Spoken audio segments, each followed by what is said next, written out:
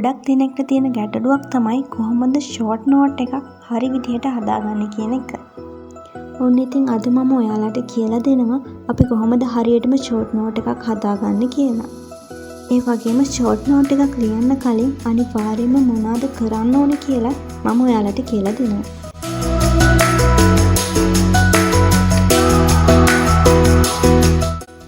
දැන් ඔයා ඒ තෝරගත්ත පාඩම අවබෝධයෙන් සැහැල්ලුවෙන් කියවගෙන යන්න.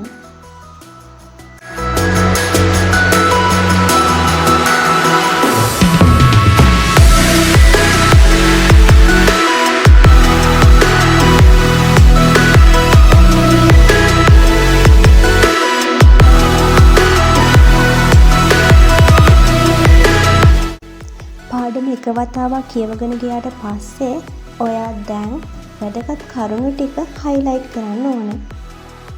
සාමාන්‍යයෙන් පේපර් එකට අහයි කියලා හිතන වැදගත් කරුණු ටික හයිලයිට් කරගෙන යන්න. නෝට් එකක වැදගත් කරුණු හොයාගන්න විදිහ ගැන පොඩි නිදසුනක් මම ඩිස්ක්‍රිප්ෂන් එකේ දාලා තියෙනවා. ඔයාලා ඒක බලලා ඒ ගැන පොඩි අවබෝධයක් ගන්න.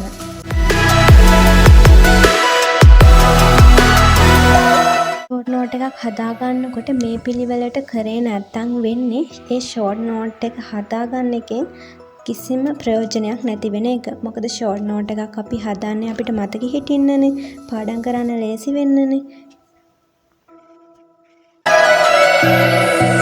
ඉතින් මේ විදිහට මේ පිළිවෙලටම ෂෝට් නෝට් එක හදාගත්තොත් වෙන්නේ ඔයාගේ මතක හිටීමේ ශක්තිය වැඩි වෙන එක.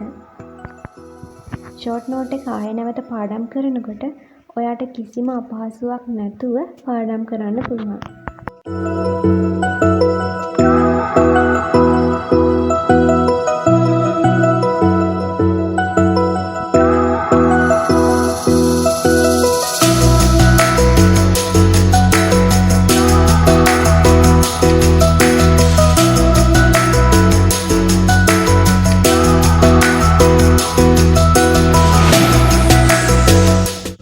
ඉතින් දැන් මම නෝට් එක හයිලයිට් කරගෙන ඉවරයි.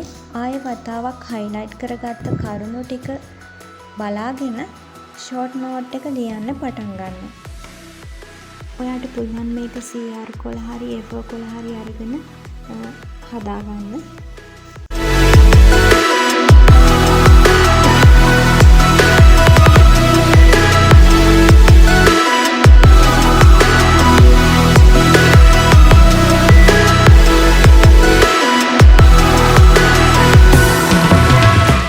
ෂෝට් නෝට් එක ලියනකොට පාට පෑන් භාවිත කරනවා නම් වඩාත් හොඳයි.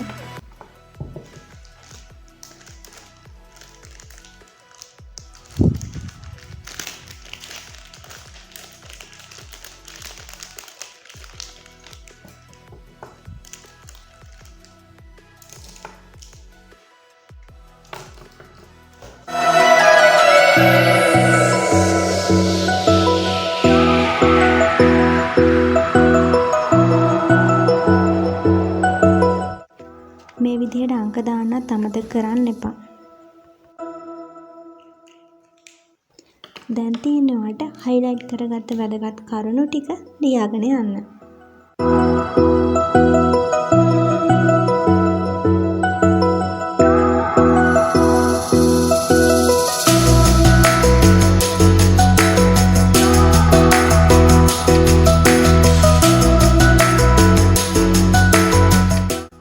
එහෙනම් යාළුවනේ තවත් වැදගත් වීඩියෝ එකකින් හමු වෙමු.